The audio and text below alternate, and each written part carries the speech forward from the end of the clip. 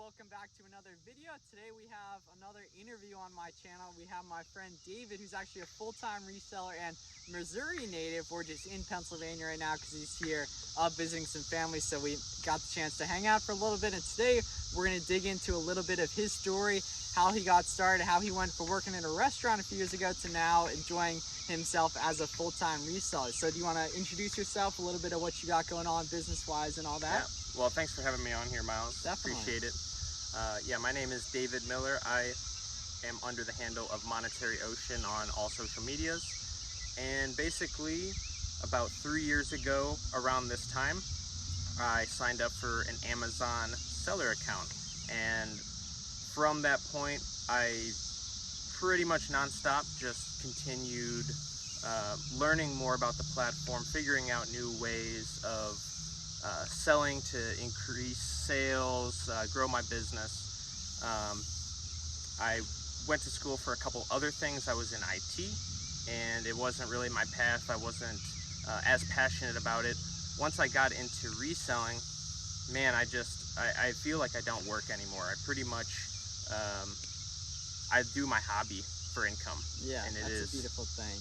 It's fantastic. And something I definitely want to start out talking about is how you sell a variety of different things and your business model shifted over time. So do you want to dig in a little bit about to why you got started doing books and then how you eventually transitioned into some other stuff as well that you're doing today? For sure. So with books, it has a couple different unique characteristics that are that really put it aside to everything else. So one of them is very low cost of goods. So if you were to go to a thrift store, everyone knows you go to a thrift store and there's just a humongous rack of books that you can get for like $1 to $3, maybe less, maybe more.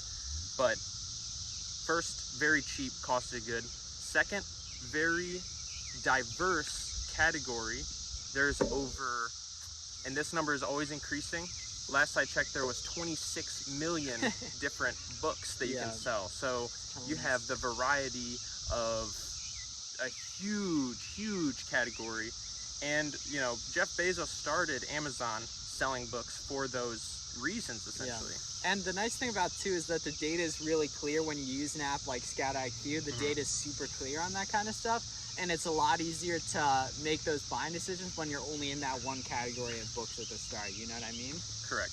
And so these days you're doing a lot of OA, RA, right? Retail arbitrage, online arbitrage. For those of you who don't know, you want to talk about a little bit about what your current business model looks like and why you do that now over the super heavy books like you used to do? So, like I was saying, the books, very low cost of good. If you want to start cheap, which is what I did, I started with about $1,000. Yeah, I did the exact same thing, guys. I'll probably have a video about selling books on Amazon by now if you haven't already seen it. But yeah, a lot of people we talked to, Garrett, who I had on the channel a few weeks ago, he started out with books. It's a really good starting place if you want to get the feels of selling on Amazon, figure out if you like it or not, while not spending too much money up front, because that's super helpful. But yeah, back to your point about the arbitrage stuff that you're doing now. Yeah, so just in terms of like, with the books, you can buy, you know, a textbook for $1 and sell it for $100, $200.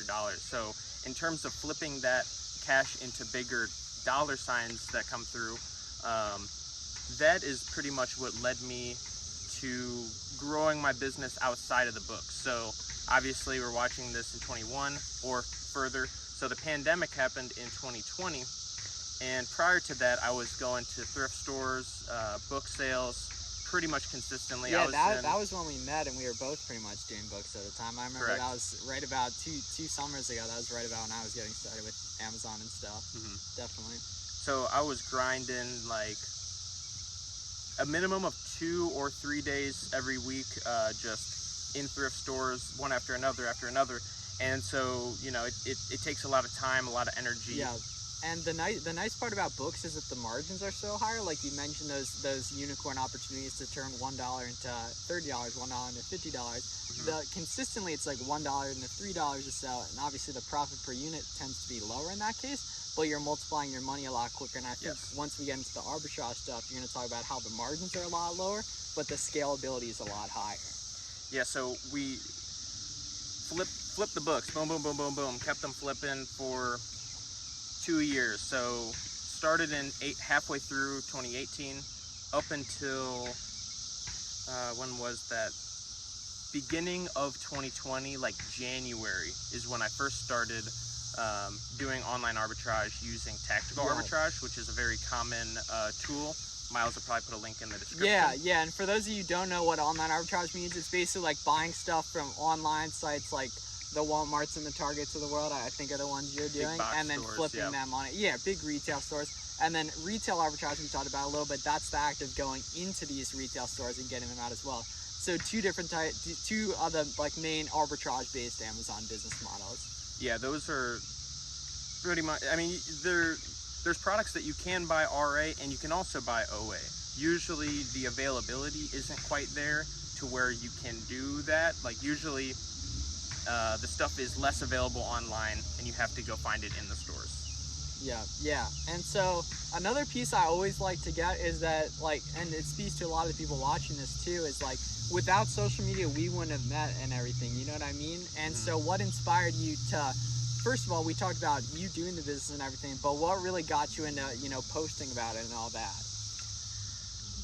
I'm trying to think back to what really sparked it, but it was probably just a sense of community around something that I am interested in and doing. Yeah, and we were talking about that earlier, how it's really hard in person to find people that have, you know, your common interests, especially with the kind of, I mean, essentially niche business models we do. But online, there's these communities, right? Like Instagram, Facebook groups, Twitter, like TikTok, all those.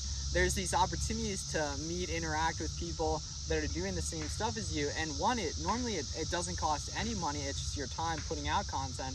And the way I see it is, you know, I put myself out there, you do the same thing, and you build up these friendships, and there's not enough money out there to buy all the products in the world that are profitable. And I'd much rather have my friends winning than, you know, just other random people, you know what I mean? And that's why I think if you're watching this, I know a lot of you, maybe you tell me like, oh, I'm going to start doing social media, I'm going to start documenting. Just get started. Like so we're meeting for the first time in person. You know, he lives in Missouri, we're here in Pennsylvania right now, but we've known each other. Like, he helped me when I was getting started out. We've talked, you know, for years, months here, and it's just been a really positive experience getting to know different people online, because it really takes your business further. And just seeing that that sense of, you know, community over competition, that abundance mindset over scarcity, because I'd much rather have the people close to me that I, you know, I've grown with and everything over the years, winning and getting stuff that, you know, I just don't have the capacity to take advantage of.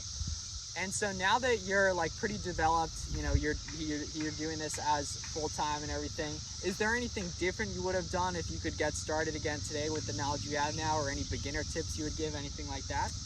I would say there isn't a whole lot I would do differently, mainly because when you first start out on Amazon, you're kind of limited to just a handful of different categories. Brand restrictions really hinder your ability.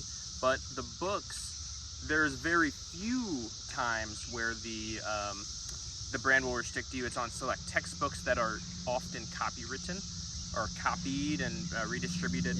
And you got to have a nice sales history on your account before you can really start to expand your reach into other products. Like what I did, I sold, like I said, for about a year and a half of just about all books. I would say 80% books, 20% RA, toys during the holidays and stuff. But yeah, you can, you can really, you know, having that sales experience takes you a long way. Yeah, it gets you like proof of concept. You see things going, you know how to create FBA shipments and all that. And just one final thing before we give out your social links and everything. To the person out there that's on the fence about starting on Amazon, what are like the 3 things they should do? Like, you know, creating a seller account, you know, scout a, like what should someone go ahead and do today if they want to get started taking action as soon as possible? I would say money is not the problem in most cases. You can start especially with books. You can just really just put whatever money you can at the beginning. Keep in mind, you are not going to make any profit for at least, I would say, safely 6 months. So if you're just trying to get rich quick, this is not the business.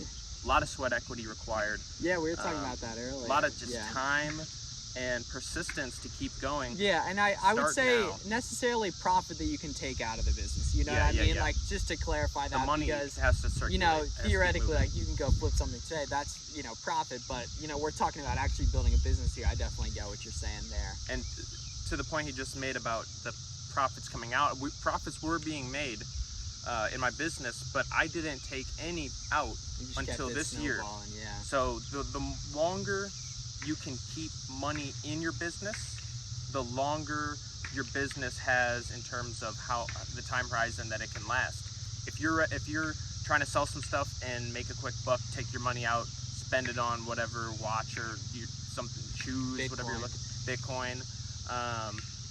You know, your It's gonna be business a lot doesn't have harder the to gas. grow. There's no Yeah. gas in the tank. So, you know, capital is king in a resale business. You need inventory. That is the number one thing you need.